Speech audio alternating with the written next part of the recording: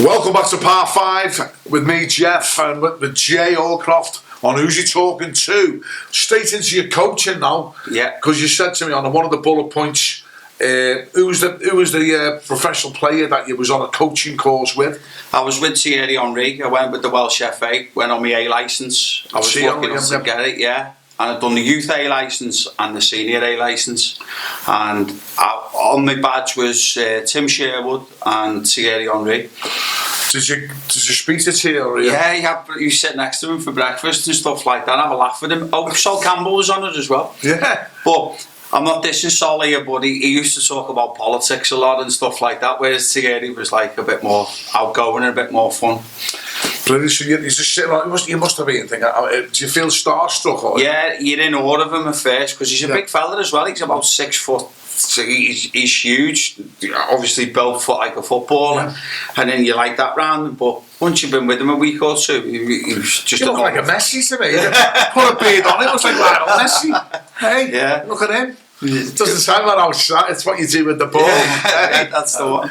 So straight away you're on this course, and this is going to guide you. Then did you need them qualifications? Yeah, so the level that I was at with Buckley and coaching up there, and the academy side of it as well, Jeff. It was good to have these badges and pick on people's different experiences and stuff like that. You know, because you can go, oh, I've got that badge, but meeting different people and learning new things, it's brilliant for the coach because you always want different bits of information. Oh, I'll take that off him, I'll take that off him. It was brilliant. And you've worked hard to be like to be given that coaching, because not every Tom, Dick and Harry can just go, I'll go. Yeah, it took a lot of hours, a lot of hard graft, and people don't see that because sometimes when you coach it's unsociable hours as well.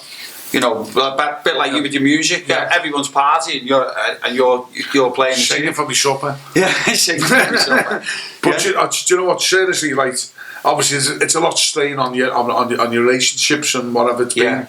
But just quickly, just what you just said then about your wife before. You said she's took on the job. Is she proud of you? Yeah, she's very. My wife now, Eileen, she's brilliant, mate. She absolutely.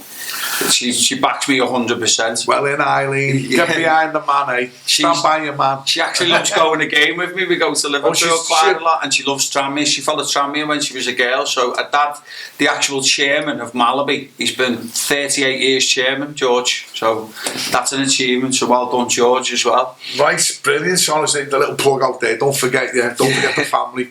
We'll do that at the end. But look, another one. Let's get the nitty gritty as a coach, right? So, say defender. How would you coach a defender? I've got kids now coming to me who are 7 years of age, and next year they'll be our under 8s, and I already start working on them now, one-to-ones and stuff like that, and in group sessions that we have, and I start getting the basics in there, where to turn people, put little details into it, how to defend, to stay on your feet, to stay switched on, to stay focused, to get ball side, goal side, don't be letting someone come inside, get the shot, positional sense, and just every attribute you can think of, the big umbrella as a defender. We try and put as much detail into the kit, keeping it as fun as possible as well, because that's a big thing as well, fun, because coaches can overcoach and we don't want to do that. We want the player to be the player, but also have a bit of fun, because you don't want kids falling out of love with like robots. Yeah, we don't want to coach robots. I get that. So how can you say, for instance, everyone wants to be a striker, say, and how do you know that they are a striker, a midfielder, or a defender? Have you got that skill to say, I wouldn't pigeonhole a kid for 2 positions until they're about 10, 12 years of age. Okay. So when they're playing, we move them around. Not as much. It's not you playing a lad who who's going to be a strong defender. You can tell by his body, and he loves defending. He gets up every morning and thinks, I'm not going to concede. I've got a few of them at the EPD, and they're brilliant, and they know what they want. Because the way you said, it's a bit weird, Jeff. Everyone thinks, he wants to be the centre forward. They don't. They actually want to. I've got lads who want to come in and want to defend. They want to be defenders. They want to head a kick it, get it out of there. They want to put the head on, and they want to keep clean sheets and roll the sleeves up and say, right, you're not beating me today.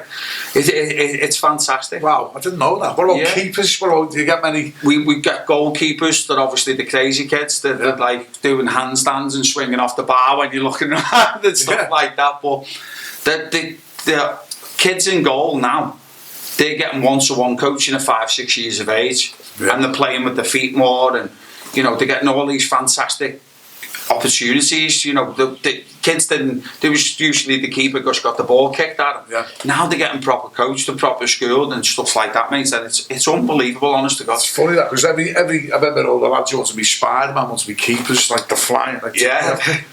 So looking at the keepers, and what about midfielders? What's it's funny enough, I had the conversation. We've got a kid at EPD now, and he's absolutely brilliant. He stands out. He's a million miles. He can dribble. He can pass. He's just absolutely. What's his name? Edward. And he's absolutely into his football, 100%. But I'm not just saying Edward. Every one of them is a brilliant player. In the under-8s at EP, they've got a special squad. But I just remember this story because I met his mum and Edward and I went, sometimes you can just let that little pass go when I was doing like a little parents' evening for them. And he looked at me like that and he went, well, I get told to dominate the ball. And he's training with Man United development squad. So they wanted to dominate 1v1 in midfield. So he's good at dribbling. So that's why he was doing it a bit more. So just that little chat, and I went away and went, well, I'm not going to stop him doing that now because that's what he's good at. You know, so we encourage, because I think in coaching you can always focus on the bad points and go, well, you can't use your left foot, so you can't do this. But you've got more chance to do if you do the right things that you're good at, you've got more chance of getting picked up. So we go down that road now where we encourage the positives more than the negatives. So, I mean, everyone's got individual plays, like the Gazzers. Have you got any like shows that you just think the ball just sticks to the feet? Yeah, there's players who just, with the natural ability, who just got absolutely bags of natural ability, and then you've got lads who'll just work at it, and they'll just keep working and getting better and better and better, and that goes down to attitude. Oh, so does attitude play a big part? Attitude's got a massive... attitude and the mental strength is a massive part of it. See, people don't realise that because obviously the kids are always a natural end, but there's more to just getting there and turning up. You know. He could have worked there. He could be 8-9 years of age and he go, oh, look at that shot he's got. But he could have been working on that shot for the last 2-3 years and just getting the technique, battering the technique. And then he's worked at it, and then you can get another lad who can turn up who can just go bang and do the same thing. It's crazy, but he might not be able to do things that other lad can't do. So it's a mixed bag. It's always a mixed bag. So you're constantly on mind when you go there. You're looking at each individual character to think how you can advance their skills. Yeah, I'm heavily involved in this, and so is my mate Danny, where it's building relationships with that player. So we don't just go, oh yeah, he's good at that, will he? We'll build a relationship up with them and the parents, because the parents are a big influence as well. Because the kid can only do what the parents take them to or do, you know what I mean? And we're quite lucky in that aspect. Okay. Because the Wirral's got a vast amount of people who are brilliant.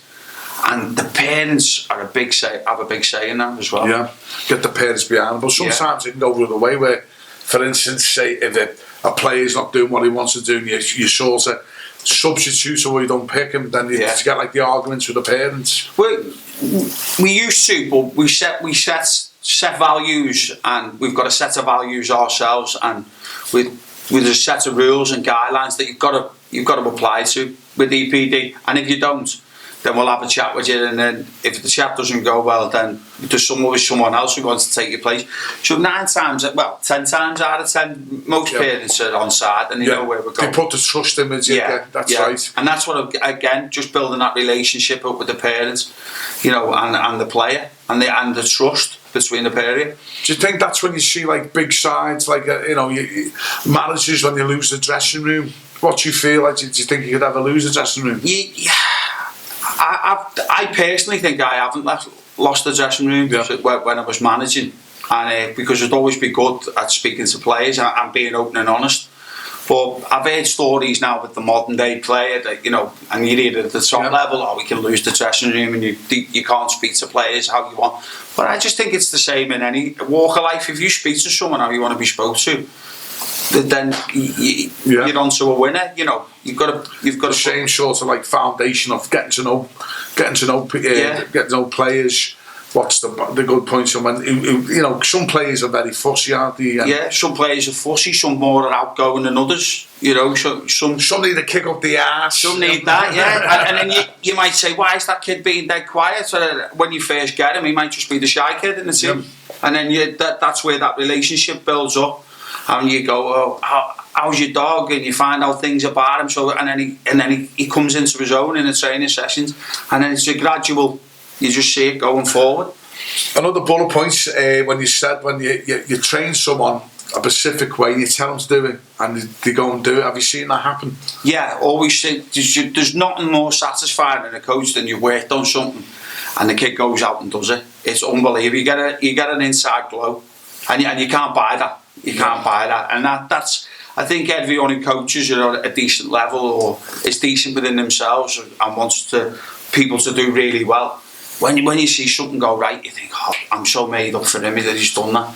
You know, he gets his goal, or he's low on confidence, he's not scoring, or they're not keeping clean sheets, or the keeper can't play out from the back, he's made a few mistakes, and next minute, it's all going well for him, and you're like, that's the inside glow. Because you were legendary at slide tackling.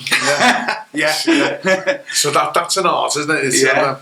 Our legendary tackle was played the Queens up at Camel Heads, and I slide tackled Peter Davenport. Yeah. And someone shouted off the line, he played for England, you know. I said, well, he didn't today. He probably won the game though, just because he was a class act. Yeah. So that's the level you were at, and obviously people don't realise that, you know, that you went to a high level of football, which many young people now are looking up to, and I hope all this advice that you're listening to, put your comments down below. I'm sure you'll answer them as well, Jay. Into the coaching. I'd just like to say one thing on that, Jeff. I wasn't always the greatest player, but I can honestly say I was driven and I worked very, very hard. And obviously it's paid off now in where I am. Great stuff. So stand by for part 6. We'll talk about interesting countries and more stories of footballing. Tales to come. Thank you very much.